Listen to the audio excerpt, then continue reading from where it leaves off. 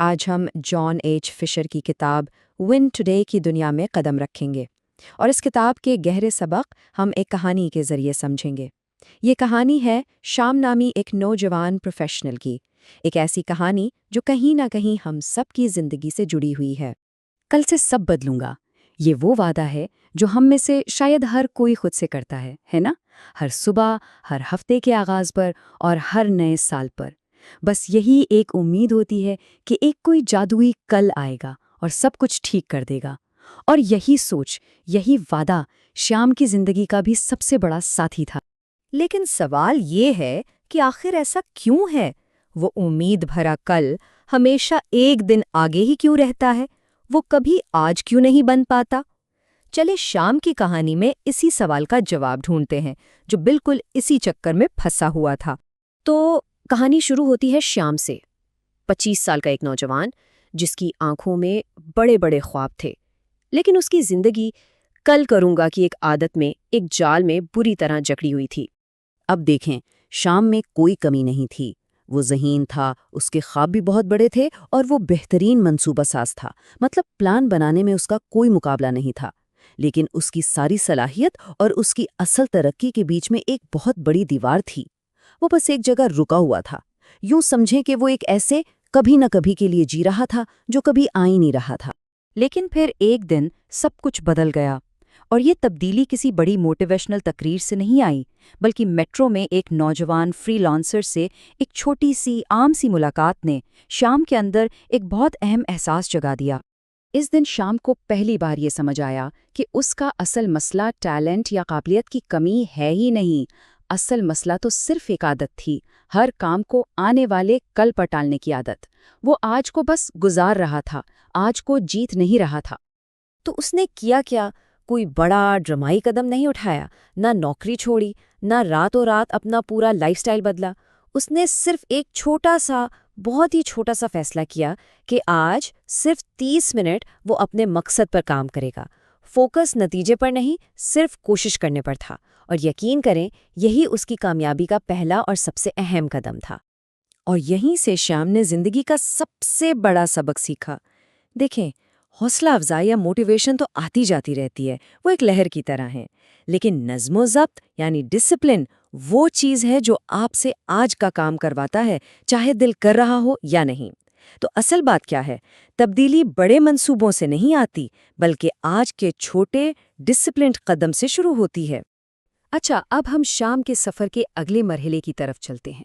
अब उसने जानबूझकर खुद को गैर आरामदा यानी अनकंफर्टेबल हालात में डालना शुरू किया ताकि वो आगे बढ़ सके। और इसकी शुरुआत हुई उसके दफ्तर में एक चैलेंज से। हुआ यूं कि उसके मैनेजर ने क्लाइंट प्रेजेंटेशन के लिए पूछा। अब पुराना श्याम होता तो फौरन दिल में खौफ की एक लहर दौड़ती और वो पीछे हट जाता। लेकिन इस बार उसने उस खौफ के बावजूद अपना हाथ खड़ा कर दिया। उसने वो बेआराम कदम उठाया, ये भी कबूल कर लिया कि शायद उसकी प्रेजेंटेशन परफेक्ट ना हो, और इसी अमल से, इसी हिम्मत से उसने हकीकी एतमाद हासिल किया। तो यहाँ सबसे अहम नुक्ता क्या है? इस प्रेजेंटेशन के बाद शाम को एक बहुत गहरी बात समझ आई। अक्सर लोग एतमाद आने का इंतज़ार करते हैं ताकि कोई काम शुरू कर सकें, लेकिन सच्चाई तो इसके बिल्कुल उलट है। एतमाद अमल करने से पहले नहीं, बल्कि अमल करने के बाद आता है। पहले हिम्मत दिखानी पड़ती है, फिर एतमाद खुद ब खुद बन जाता है। लेकिन श्याम का सफ़र यहाँ रुका नहीं। इसका अगला मरहला सब्र का असली इम्तिहान था, जहाँ उसे अपने फ्रीलांस करियर को बनाते वक्त सुस्त और अक्सर मायूसकुन हकीकत का सामना करना पड़ा। ये टाइमलाइन बहुत अच्छे से दिखाती है कि इस्तिकामत का रास्ता कोई सीधी सड़क नहीं होता। पहले हफ्ते रोज़ाना कोशिश की, तीसरे हफ्ते तक मुकम्मल खामोशी, 5वें हफ्ते में तो शक और मायूसी के लम्हात भी आए, लेकिन वो डटा रहा। और फिर 8वें हफ्ते में जाकर उसे पहली कामयाबी मिली। इन खामोश हफ्तों में उसने जो सबसे अहम सबक सीखा वो ये था कि बाज़ औक़ात तरक्की सतह के नीचे हो रही होती है, बिल्कुल एक बीज की तरह जो ज़मीन के अंदर होता है। बाहर से कुछ नज़र नहीं आता, लेकिन अंदर ही अंदर जड़ें मजबूत हो रही होती हैं। तो सुस्त तरक्की का मतलब ये बिल्कुल नहीं कि कोई तरक्की नहीं हो रही। आहिस्ता आहिस्ता वक्त के साथ श्याम को ये एहसास हुआ कि हकीकी जीत सिर्फ करियर में आगे बढ़ने का नाम नहीं है, ये तो जिंदगी के तमाम शोबों में एक मुकम्मल फतह का नाम है। جیسا کہ یہاں نظر آ رہا ہے، اس نے جیت کی اپنی تعریف کو بہت وسیع کر دیا۔ اب اس میں صرف کام نہیں تھا، بلکہ اس کی صحت، اس کے پیسے، اس کے رشتے اور اس کا ذہنی سکون بھی شامل تھا۔ اسے سمجھ آیا کہ زندگی کی عمارت ان سب ستونوں پر کھڑی ہے، اور اگر ایک بھی کمزور ہو جائے تو پوری عمارت ہل سکتی ہے۔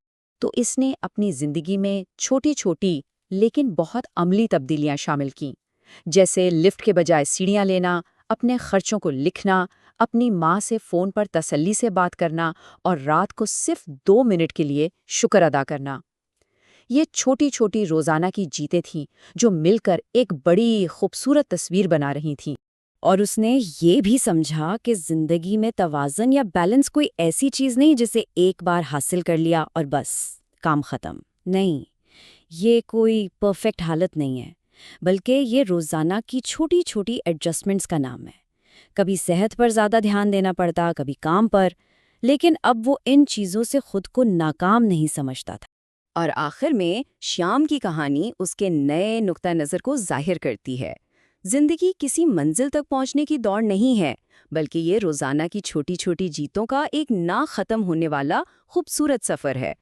تو شام کے سفر کا سب سے گہرا سبق کیا ہے؟ وہ یہ ہے کہ کامیابی کوئی بڑی منزل نہیں جو مستقبل میں کہیں ہمارا انتظار کر رہی ہے۔ کامیابی تو بس اس قابل ہونا ہے کہ ہر دن کے آخر میں ہم آئینے میں خود سے نظریں ملا سکیں، یہ جانتے ہوئے کہ ہم نے آج کے دن کو دھوکہ نہیں دیا، اور شاید یہی اصل جیت ہے۔